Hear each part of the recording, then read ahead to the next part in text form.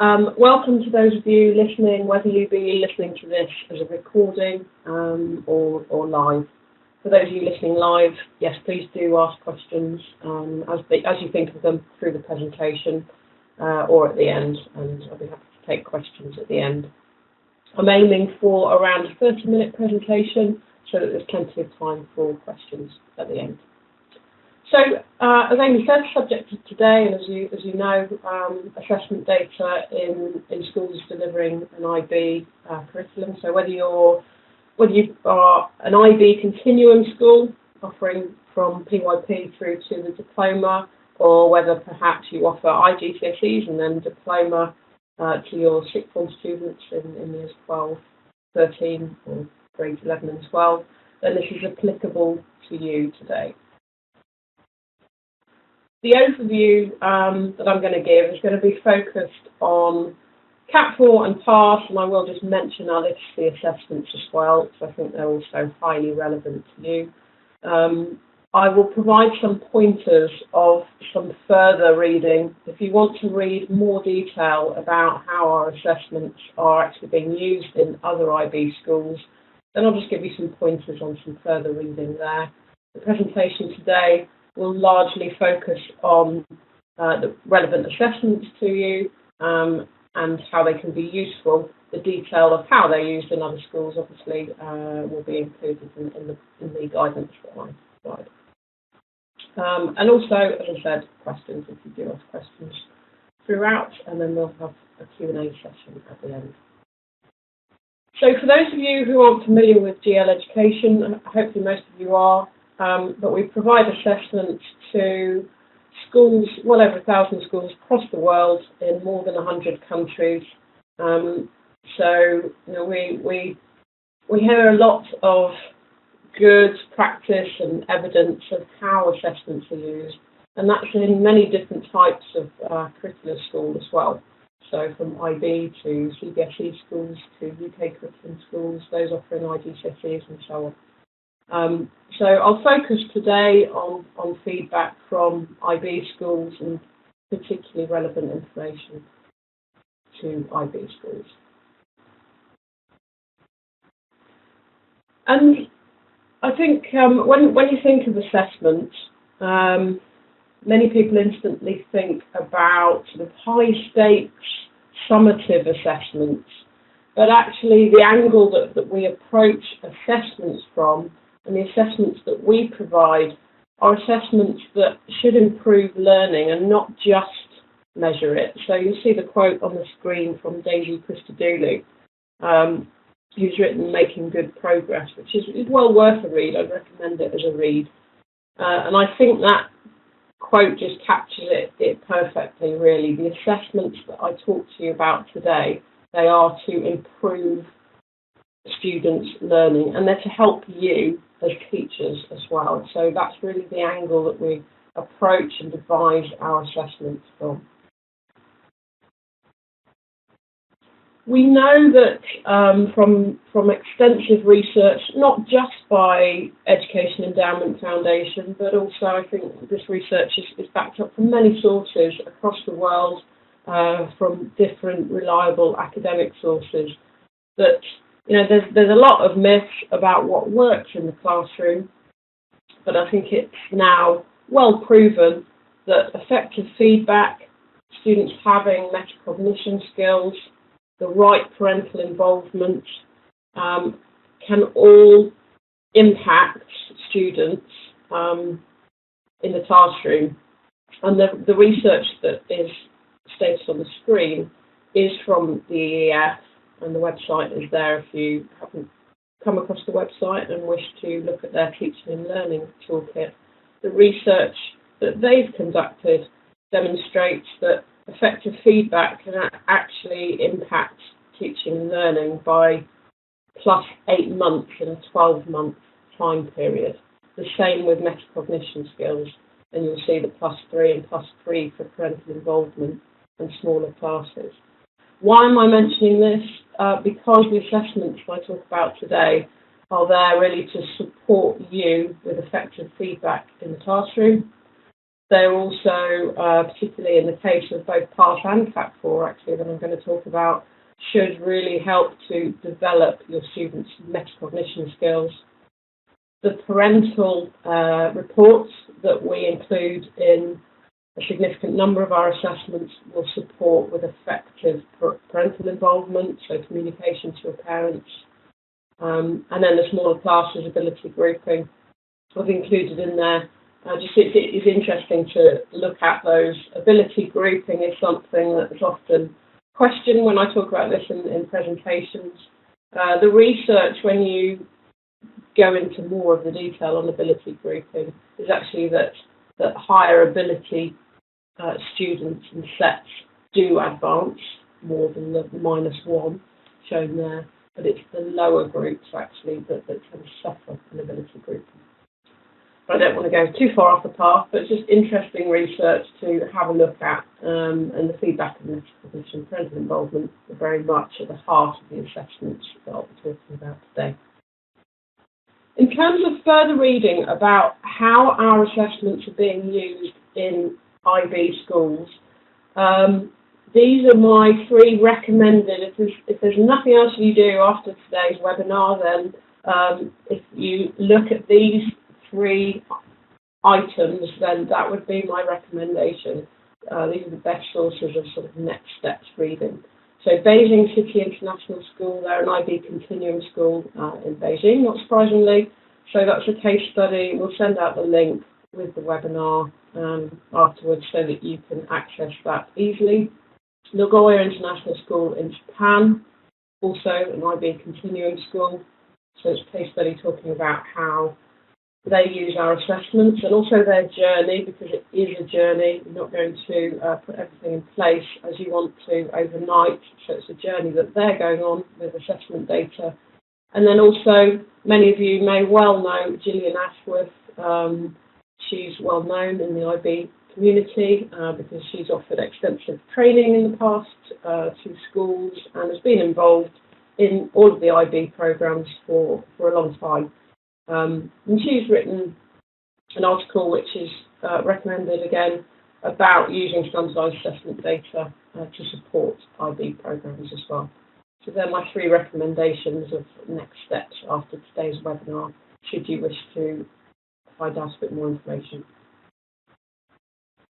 So coming on to the assessments that I'm going to talk about today, what you can see on the screen is a graphic that really captures our approach and our philosophy when it comes to assessment. We believe in looking at the whole student view. And what we mean by that is really moving away from the traditional approach to assessment, which is very much understanding, where a student is attaining in terms of their math, their English, science, etc. And looking much more broadly at that student and keeping that student in the middle of that view, looking at the student's potential, so what's that student capable of, and that's measured by the CAT4 assessment.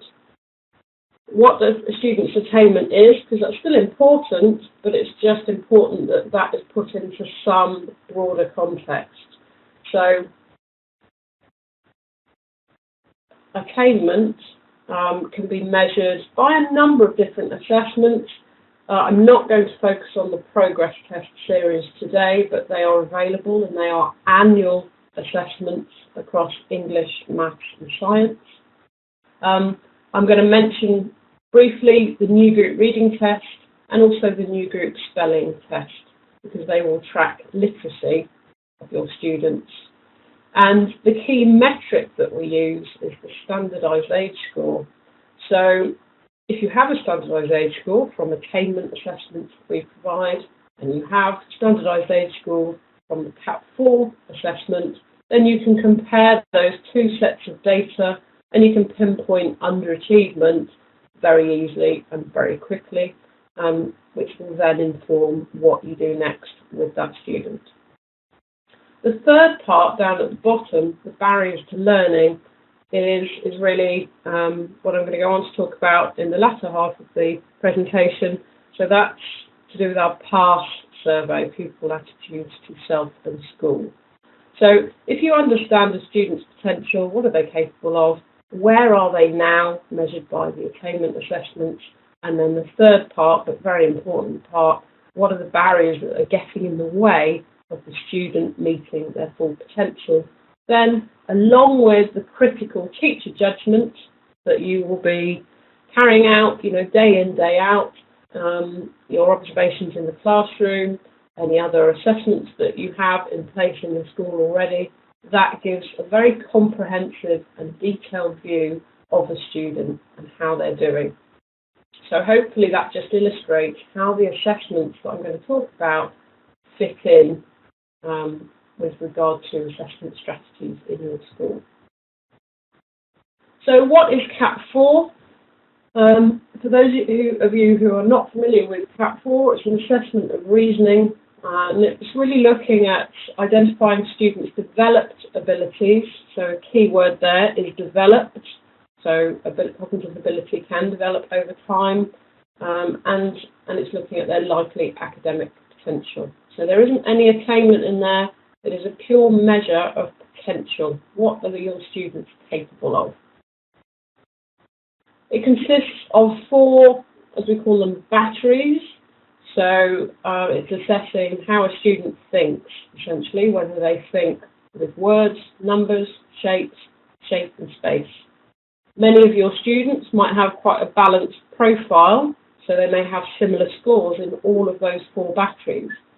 Some of your students, however, will have quite extreme profiles where they are very strong and score highly in some of these batteries, but not so well in others. And that, of course, will impact how they attain academically and how they engage in lessons as well, and certain lesson styles. So the idea is that this data will really give you a detailed insight into your students' thinking so that you can understand them better. It is impossible without the use of data to really understand your students. And CAP 4 data is assessment data that really will provide that insight into your students. And in many cases, you know that already, but without exception, in every school, there are always some surprises. And students who may have been judged to be lower ability previously, suddenly you see just what that student is capable of. Just going to introduce you to 2 students, Nate and Nico, just to illustrate what it can reveal.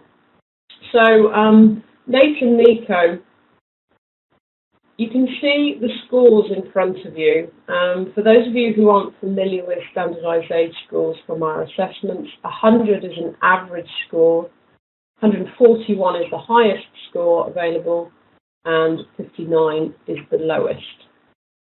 Now, in the case of Nate, you can see that his scores are actually broadly around the average mark.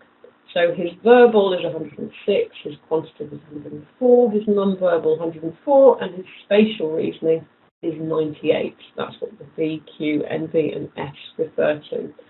So he's a broadly average cognitive ability student. Now, interestingly, the perception of Nate within the school before CAP 4 was taken by Nate was that this was an exceedingly able student. So he was capable of anything that he put his mind to. He was going to conquer the world, and he was multi-talented, very self-efficacious student, so really had belief in himself. And that's great. The student was doing very well indeed. But actually, it led to also very high expectations of the student, and high expectations that were verging on being unrealistic expectations, because the context of this student in this school was that this was one of very few native English speakers in a largely EAL school, so the school was in Thailand, and for most students, they were still acquiring the English language, but Nate was a native English speaker. and he was often used within the class to do presentations and so on. And this had led to a great belief within himself, which was great. But it did mean that expectations of teachers were out of kilter, really, with the level of cognitive ability of Nate at that time. So having the assessment data in that sense is just a good checker of whether the pitch of lessons and expectations is right for the student. But I think the key student to focus on really is Nico, because this is a picture that's painted actually with many schools that I work with, particularly in Southeast Asia, but I think also in South America we see this as well. So in the case of Nico had been a student who had disengaged at a fairly early age from school. He was a Thai student who was new to the English language when he joined the school, and the teachers within the school had felt that he was a low ability student, but CAP4 testing hadn't been in place, so there was no way really to validate that perception until CAP4 was introduced. And what it revealed in the case of Nico, who was felt to be a low ability student within the school by the teaching staff, was that actually this student had a lot of potential. And when you look at the scores and focus on the quantitative, non-verbal and spatial scores, 140, 141, 139, they're pretty much the highest scores that a student can get. But when you look at the verbal reasoning score of 80, you see what we call a verbal deficit, a significant verbal deficit. So that had been the barrier for Nico to access the curriculum in the school. It means that, or it meant that he had disengaged from lessons because they were too difficult, and he hadn't had access to the literacy support that he'd really needed so that he could fully access the curriculum and therefore his potential. So in this case, CAP4 revealed a whole different picture of a student that was invaluable really for the school. Sadly, in this instance, the student was into year 13, and it was very difficult for the school to really put anything in place to help Nico in the few months that he had left within the school. So the earlier these things can be identified in the school, the better, because it gives you a chance then of really supporting the student in the way that they need to be supported. And of course, the PASS survey, which I'm coming on to talk about, would also show the barriers to learning in terms of the attitudes of the student. In this instance, not surprisingly, Nico had very low scores across all 9 factors really that we assess in the PASS survey. So he didn't feel that he had ability to learn, he didn't feel that he had the toolkit to learn, he didn't feel that the curriculum matched his needs. And not surprising when you look at the scores in his CAP4. So when you first see a CAP4 report, you will see a table that looks something like this. You'll see the students down the left-hand side, and then you'll see the number of questions attempted in each of the 4 batteries that I've just talked about, and then most importantly, the standardised age score, the SAS, for each student. One of the first things I'd encourage you to do is look at the verbal deficit. Is there a difference between the verbal score and the non-verbal score? If so, how big is that difference? That will be one of the first calculations I would ask you to do if you're using CAP4, if you're not doing that already. Also looking at whether the student has a very high spatial score or very low spatial score compared to the other scores as well. It's important to look at, and I'll come on to talk a little bit about spatial bias in a second. And also looking at the difference between quantitative and spatial scores as well, because that will impact maths attainment without a doubt. So in terms of that verbal deficit, as in the case of Nico, who I've just talked about, obviously this will really support in prioritising EAL support within the school and also looking at differentiation and intervention, the right interventions for each student. So it should be a lens into that student and what's really going to help them do their best and access the IB programs in your school. And really should help provide the right level of challenge as well. I just mentioned the spatial bias of students.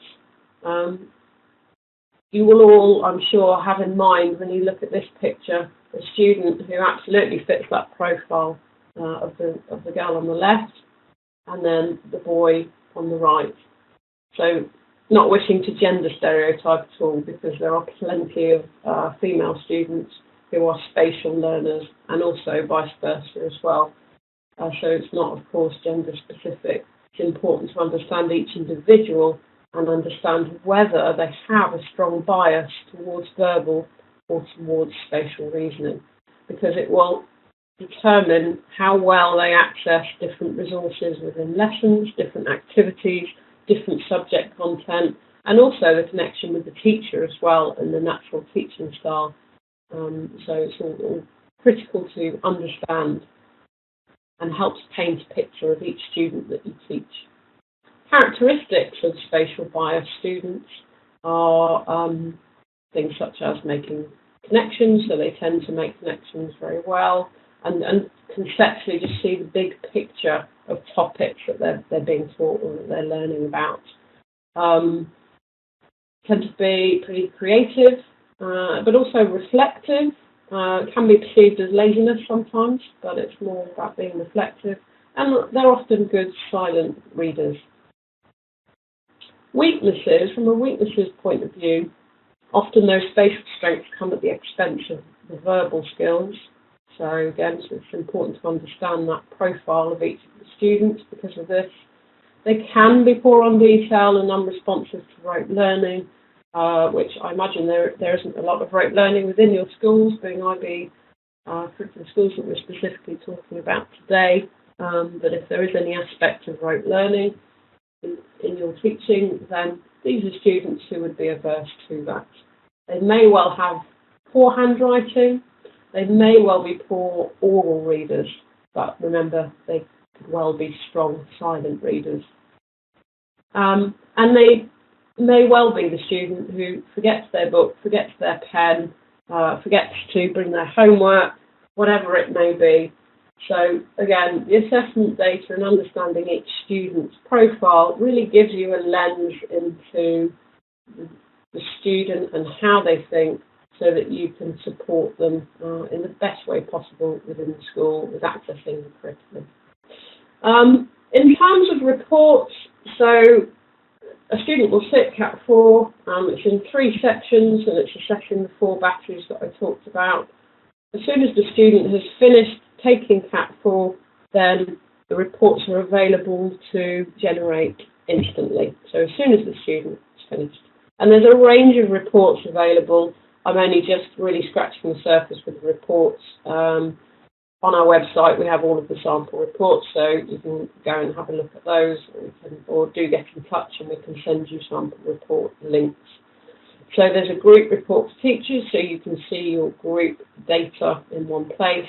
There's an individual report for teachers, and very importantly, our reports are not just about giving you data and numbers, they also provide commentary so that you have some guidance on implications for teaching and learning and how you can support your students.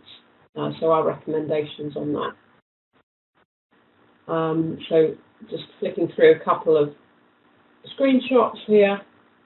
There's also reports for parents and students as well, so that's 2 separate reports. So there's a report that you can send home to parents, which will advise the parents on what they can do at home to support their child.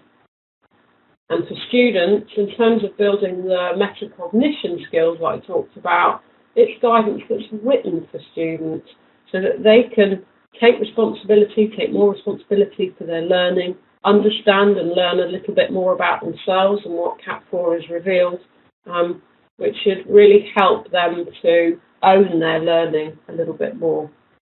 which I know is a key part of the IB approach. So in summary on CAP4, it's a measure of developed abilities, not innate abilities, as I said towards the beginning. It's a tool to support quality of teaching, so it's very much there to support you and to support the student. It's not a high-stakes assessment. It's got age-related content, so CAP4 starts at age 6 years and 6 months and goes all the way through to 17, 18, and there is different age-related content by age. And it's a tool that should be used alongside other assessment data and with teacher judgment. So nothing that I talk about today is in any way a replacement for teacher judgment. It should complement teacher judgment within the school. CAP4 isn't a measure of attainment, as I said at the beginning, and it's certainly not a test that students should revise for. They should be communicated with so that they know what they're about to sit as an assessment and why they're sitting it, but it's not a test or an assessment that they should prepare for.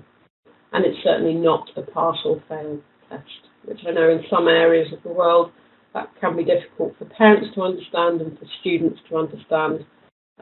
So I think hence the key need really for communication to all stakeholders in the school on why CAP4 is being taken and what it is.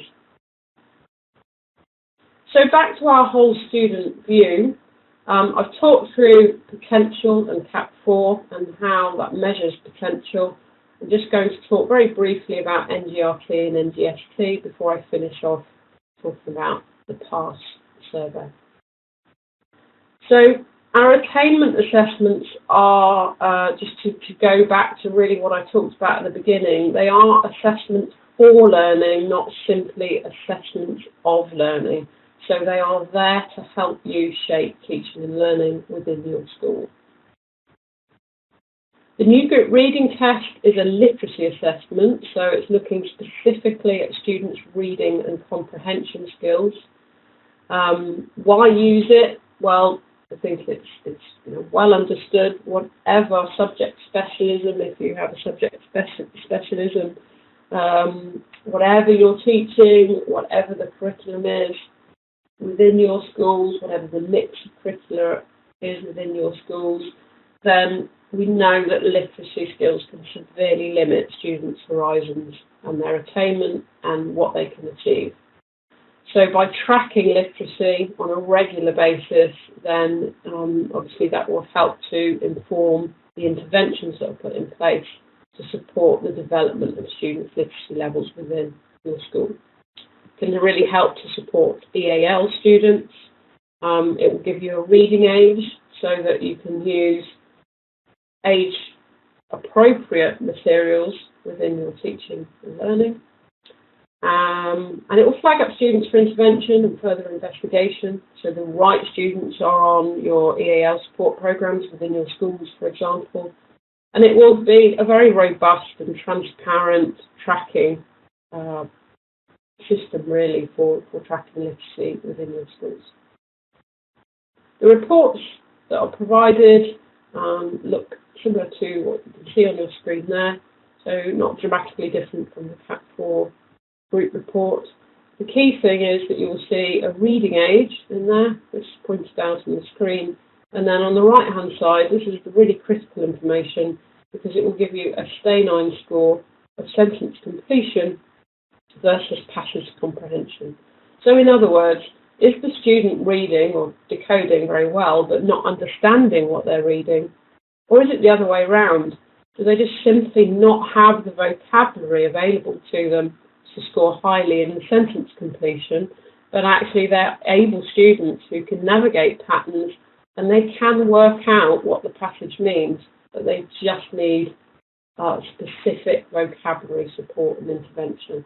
And so NGRT will reveal a lot about your students' literacy levels and where that student is best supported. There's a progress report available as well. So if you're testing either once a year or twice a year or 3 times a year, no matter which option you choose, you can track progress from one test to the next. So you can check that that student is indeed making the progress that they should be making. And also, thinking back to the CAT4 data, comparing your NGRT data with that CAT4 verbal reasoning score is also a critical exercise to undertake, because that will pinpoint underachievement. If a student has scored highly in CAT4 verbal reasoning but has a much lower score in NGRT, what's going on with that student? So it will be a flag to dig further and find out more about what is going on for that student. And PASS will often reveal the answers to that. The new group spelling test is a new assessment. I won't go into the detail of this, but just to say that it's available and it evaluates a student's spelling skills. So it sits very neatly alongside new group reading tests if you want it to, so that you can really comprehensively assess a student's literacy in less than an hour. So NGRT takes around 30 minutes, NGST takes around 20 minutes or so. So in under an hour, you can have a comprehensive literacy assessment. So back to the whole student view. Now for the third part, so piece of the jigsaw that often isn't assessed in schools, but it's my belief that this is really the most critical thing to assess, is students' attitudes to learning, because you can have the best facilities in the world, can't you? You can have the best teaching levels in the world, but if the student's attitudes aren't right and the student isn't engaged, then the likelihood of that student hitting their potential and reaching their potential is pretty low. So do you really know how your students perceive themselves and how they feel about being in your school day in, day out? Some students will be very honest with you, I'm sure, and you'll know exactly how they feel. But many other students wear masks every day. They wear different masks for different reasons. They're from different contexts, different home lives, and some students don't reveal how they feel. So PASS will give you that lens into how students really feel about both themselves, but also about the school as well, and coming to school, and whether they see it as being worthwhile. Broader context-wise, I think it's very difficult to read any newspaper nowadays, really, or any news website without seeing a story about the state of mental health in our young people across the world. So wherever you are in the world, whether you're in South America, Middle East, Southeast or East Asia, it's a key issue, isn't it, across the world. And when you look at some of these stats, they're quite frightening stats to look at. And this third point that I put on the screen really particularly struck me.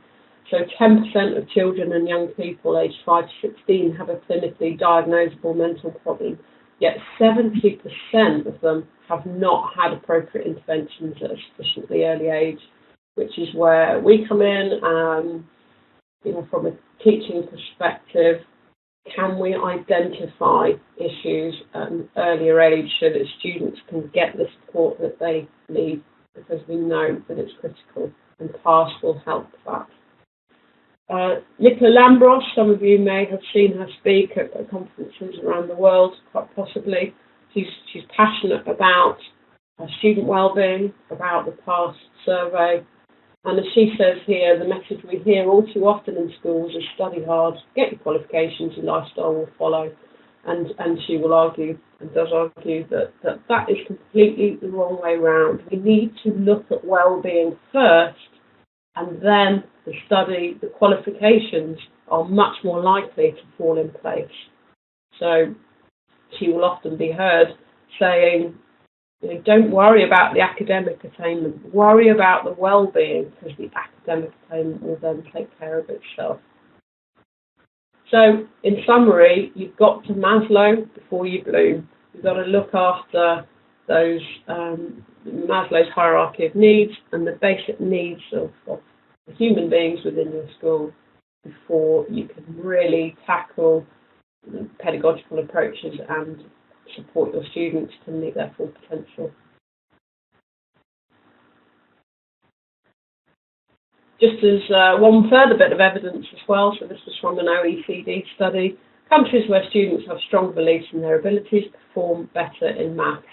No surprises there, I don't think. You know, we know that from our students that we teach that if they have belief in themselves, the chances are they are going to perform better than students who don't believe in themselves.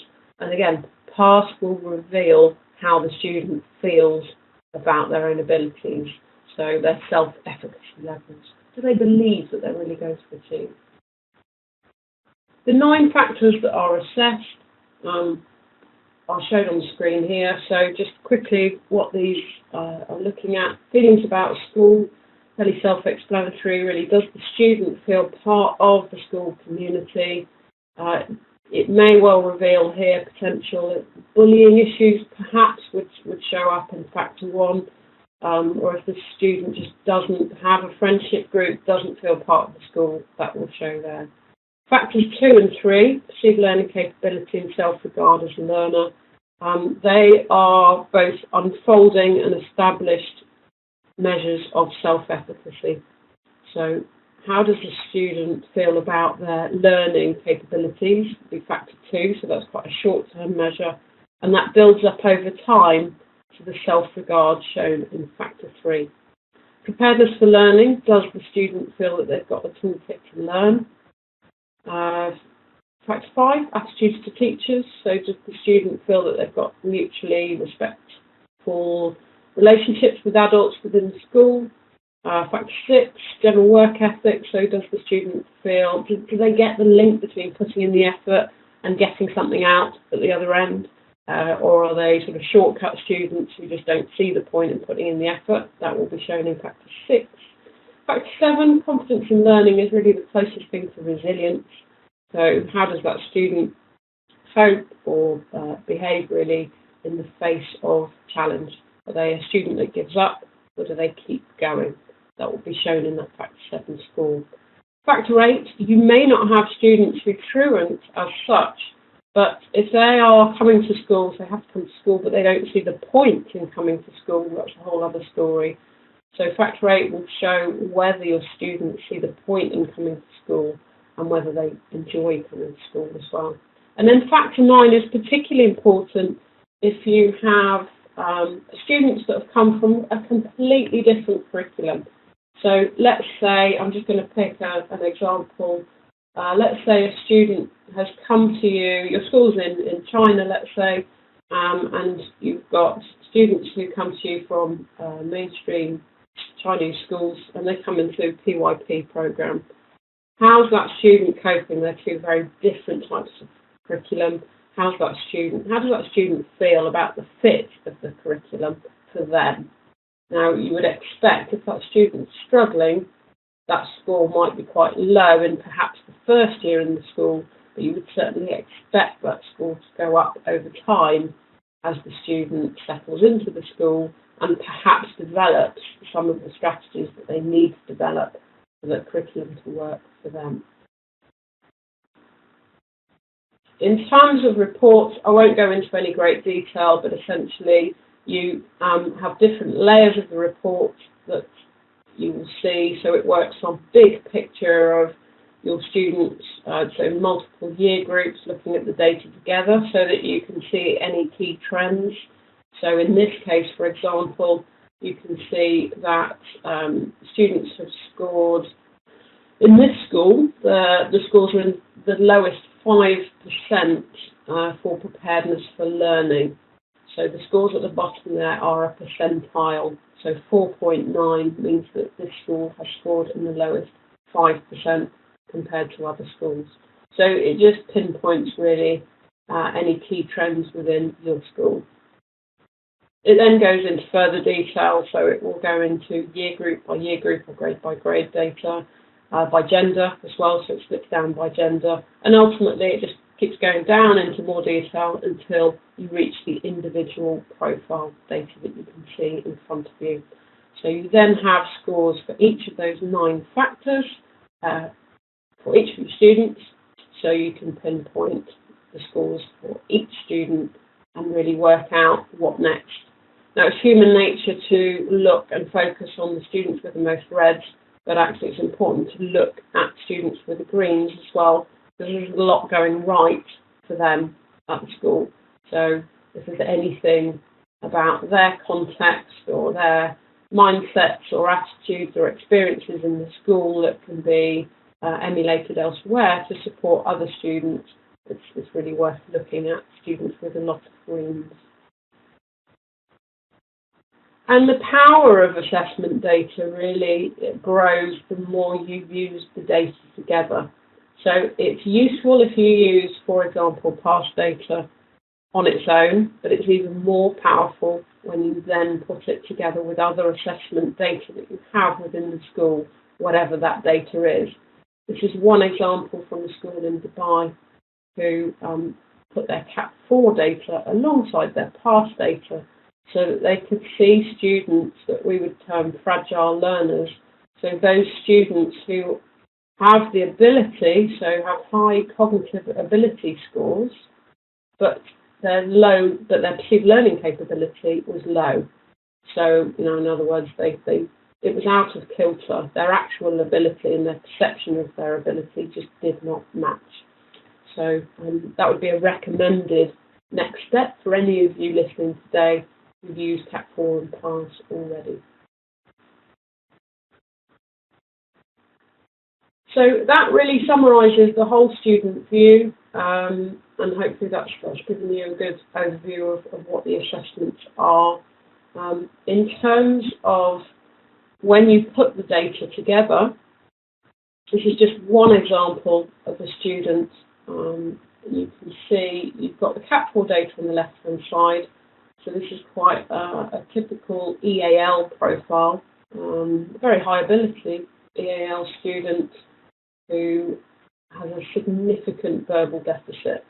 So Daisy has a big difference between her verbal score and her non-verbal score.